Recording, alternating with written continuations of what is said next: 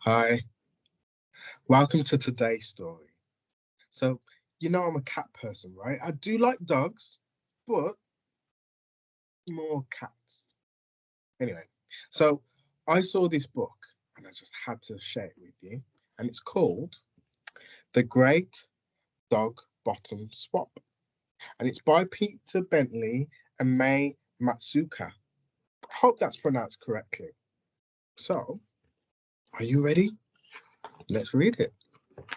The Great Dog Bottom Swap. The day had arrived for all the dogs' summer ball. All the dogs in the world were lined up at the hall, where a sign on the door said, "Now please be so kind as to keep your coat on, but remove your behind. Please hang up your bottom on one of the pegs, and remember, no growling or cocking of legs." So as they went in, every dog, pooch and pup, they took off their bottoms and hung them all up. Hundreds and hundreds of pink little O's, all neatly arranged in methodical rows.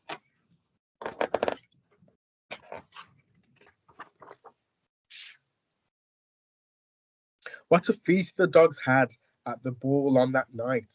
The table was quite a magnificent sight. They dined on fresh giblets and dog biscuit stew, with slippers and old dug up sheep bones to chew. Then doggy chalk ices, all creamy and brown, and fresh puddle water to wash it all down. When the poodles had cleared all the food bowls away, it was time for some fun from the dogs' cabaret. All the peaks did a song in ridiculous hats, and a Labrador told a rude joke about cats.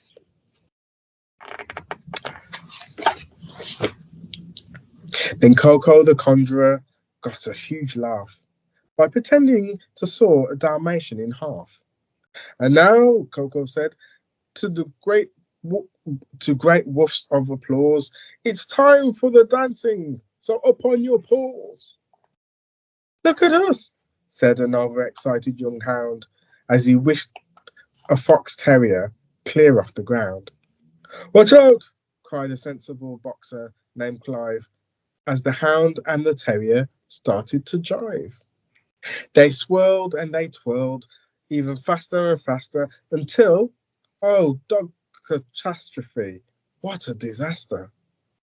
The twirling was more than the Afghan could handle.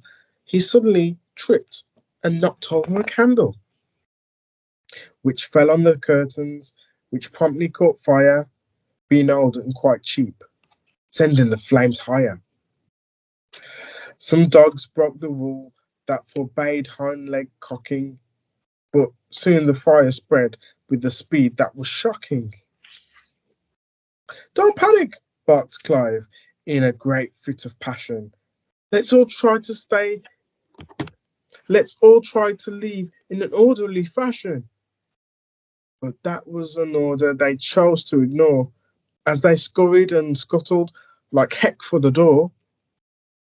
As the last dog shot out of the hall with a bark, the lights all went ploof and the whole place went dark.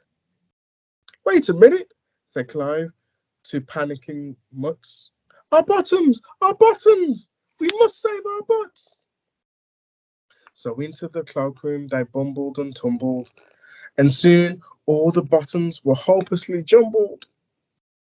As every dog grabbed the first bottom they saw, and fled the great fire with the bottom in their paw. Luckily, every dog got out alive, and no one was caught by the fire except Clive, and some others whose tails had been singed all away, which is why all those dogs have no tails to this day. And all the dogs' bottoms were rescued as well. But because of the darkness, no doggy could tell whose bottom was whose in the panic and scrum. So each dog went home with another dog's bum.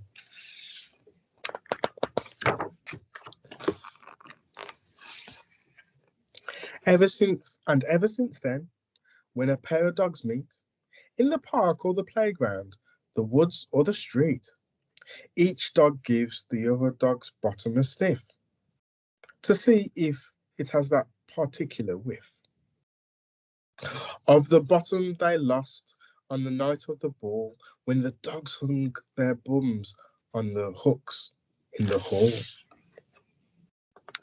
The end. So, what do you think of that one? It's a bit funny, wasn't it? But that's the reason why dogs sniff over each other's bums, eh? You don't see cats doing that, do you?